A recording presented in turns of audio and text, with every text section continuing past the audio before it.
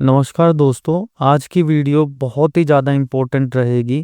Please इस video को skip करके ना देखें क्योंकि आज की वीडियो में जो भी आपके डाउट्स हैं, उन सभी को क्लियर करेंगे। दूसरा, आज की वीडियो में मैं आपको प्रोजेक्ट से रिलेटेड कुछ इम्पोर्टेंट बातें भी बताऊंगा। ये कोर्स केवल ये नहीं है कि आप एक डिप्लोमा का सर्टिफिकेट लेंगे और आपका काम हो जाएगा या आपको गवर्नमेंट जॉब मिल जाएगी।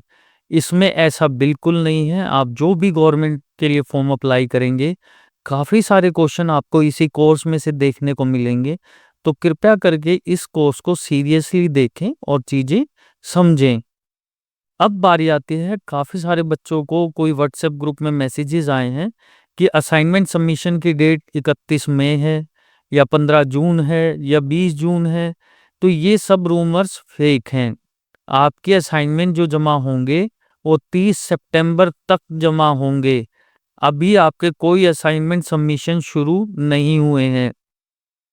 अब एक सबसे बड़ी इंपॉर्टेंट नोटिफिकेशन और काफ़ी सारे बच्चों ने कुछ इस तरीके के क्वेश्चन पेपर से अपनी असाइनमेंट बना ली है, जिसमें कि आप देख पा रहे होंगे जनवरी सत्र के लिए आवेदन कराने की जमा तिथि 30 सितंबर 2025 और जुलाई सत्र के लिए 30 मार्च 2026। ये क्वेश्चन पेपर गलत हैं। ये क्वेश्चन पेपर उन बच्चों के लिए हैं जिन बच्चों ने जुलाई 2025 में एडमिशन लिया था। इसके आपको मैं क्वेश्चंस भी दिखा रहा हूँ। अगर आपने इसी तरीके का कोई क्वेश्चन पेपर बनाया है तो आप उसे रिजेक्ट कर दीजिए। आपका वह असाइनमेंट कॉलेज में एक्सेप्ट नहीं होगा। आपको इसमें फेल कर दिया जाएगा 200%, क्योंकि ये असाइनमेंट केवल 2025 तक ही वैलिड था, अब नहीं है। इंग्लिश मीडियम के लिए भी मैं उनको दिखाना चाहूँगा, अगर आपने इस तरीके का क्वेश्चन पेपर कुछ बनाया है तो ये आप लोगों के लिए भी वैलिड नहीं है। आप इस क्वेश्चन पेपर को मत बनाइए, या बना लिया है तो उसे मत सबमिट कराइए। अगर आप ऐसा कुछ करते हैं तो आपका असाइनमेंट रिजेक्ट कर दिया जाएगा। इसमें कोई इफ एंड बट नहीं होगी। इसमें सीधा असाइनमेंट को रिजेक्ट कर दिया जाएगा और आपको उस सब्जेक्ट में फेल कर दिया जाएगा। अब मैं बात करूंगा कि आपके जो रियल क्वेश्चन पेपर हैं वो कौन से हैं। जैसा कि आप यहाँ पर देख पा रहे हैं, जनवरी 2026 सत्र के लिए 30 सितंबर 2026 तक लास्ट डेट रहेगी।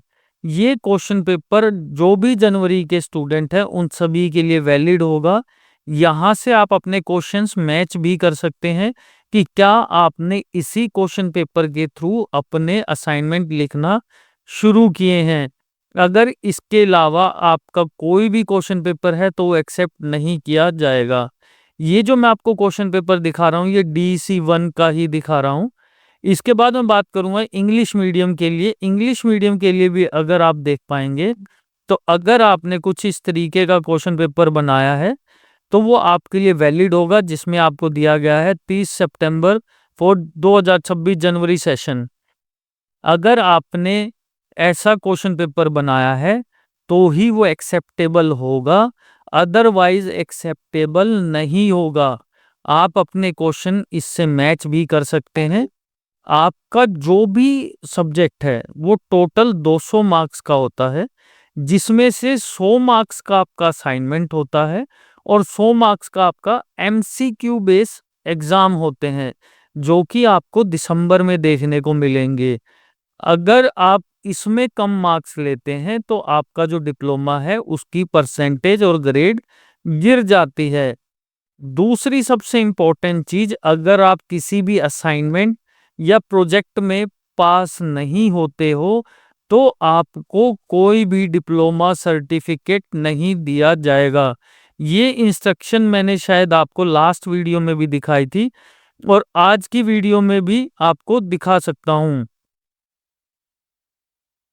जैसा कि आप यहाँ पर देख पा रहे हैं, इस डिप्लोमा कार्यक्रम को 3 स्तरीय कार्य करने हैं, यानी कि 3 असाइनमेंट करने हैं। ये तीनों स्तरीय कार्य करना अनिवार्य है। डिप्लोमा प्राप्त करने के लिए तीनों स्तरीय कार्यों में उत्तीर्ण होना मतलब कि पास होना भी आवश्यक है। प्रत्येक स्तरीय कार्य के 3 भाग हैं, क ख ग। भाग क में सैद्धांतिक पक्ष संबंधित पर्सन है, ये ब्रीफिंग आपको डिटेल दे दी गई है। प्रत्येक स्तरीय कार्य के तीनों भाग अनिवार्य है। यदि कोई छूट जाएगा तो आपका स्तरीय कार्य पूरा नहीं माना जाएगा और आपको अंक नहीं मिलेंगे। ये आपको स्तरीय कार्य दोबारा, मतलब कि असाइनमेंट आपको दोबारा करना पड़ेगा।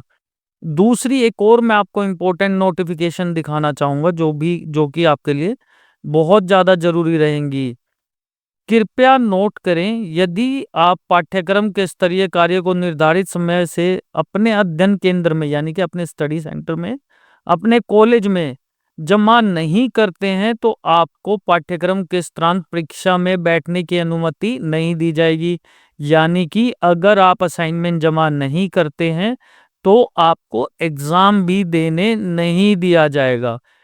इस असाइनमेंट के अंदर आपको 3 पार्ट देखने को मिलेंगे, जैसे कि खंड ख। उसके बाद आपको यहाँ पर नीचे देखने को मिल जाएगा एक और पार्ट जो कि रहेगा खंड बी। इसके बाद आपको नीचे देखने को मिल जाएगा खंड सी।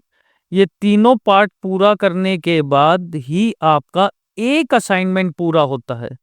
इसमें केवल आप एक ही असाइनमेंट आपका पूरा होगा। इसको लिखने के लिए आप दोनों साइड लाइन वाले पेज, प्लेन पेज, एक साइड लाइन वाले पेज, कोई भी पेज का इस्तेमाल कर सकते हैं। तो ये आपका लेटेस्ट रहेगा। अब बारी आती है, बहुत सारे बच्चों को कंफ्यूजन है कि उनको प्रोजेक्ट कैसे बनाना है। प्रोजेक्ट बनाने से पहले आपको समझना होगा कि प्रोजेक्ट कोई भी स्पेसिफिक ये नहीं है कि आपको प्रोजेक्ट बनाना है या वीडियो बनानी है। आपको कुछ इस प्रकार की जानकारियां दी जा रही हैं।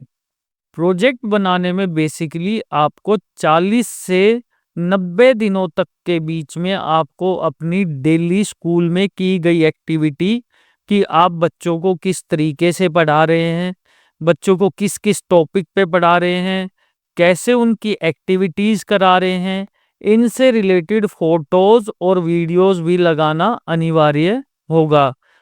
अब वीडियो कितनी बनेगी? ये वीडियो का स्लैब 40 से लेकर के 90 वीडियो के बीच में आपको बनाना है। परमिशन कैसे मिलती है, कैसे क्या करना है, इसको लेकर के मैं एक और वीडियो आपको जल्द से जल्द देखने को दूंगा। दूसरी चीज, काफी सारे बच्चों को कंफ्यूजन है कि प्रोजेक्ट के क्वेश्चन पेपर कहाँ से मिलेंगे। देखिए, जो असाइनमेंट और प्रोजेक्ट है उसमें यही डिफरेंस है कि असाइनमेंट में आपको DEC 1, 2 और 3 के क्वेश्चन पेपर दिए जाते हैं, बट प्रोजेक्ट में ऐसा नहीं किया जाता है। इसकी प्रॉपर गाइडलाइन की अगली वीडियो आपको हमारे YouTube चैनल पर देखने को मिल जाएगी, जिसमें आपको बताया जाएगा कि प्रॉपर गाइडलाइन क्या होती है, किस तरीके से आपको वीडियोस के लेकर के बनाना है, किस तरीके से आपको प्रोजेक्ट बनाना है। इन सभी चीज़ों की जानकारी उस वीडियो में दी जाएगी। तो दोस्तों, इस प्रकार की सभी जानकारी प्राप्त करने के लिए आप हमारे चैनल को सब्सक्राइब करें और वीडियो को उन बच्चों तक भी शेयर करें जिन बच्चों को अभी नॉलेज नहीं है, ताकि उन्हें भी सही जानकारी प्राप्त हो सके। वीडियो में अंत तक बने रहने के लिए आपका बहुत बहुत धन्यवाद।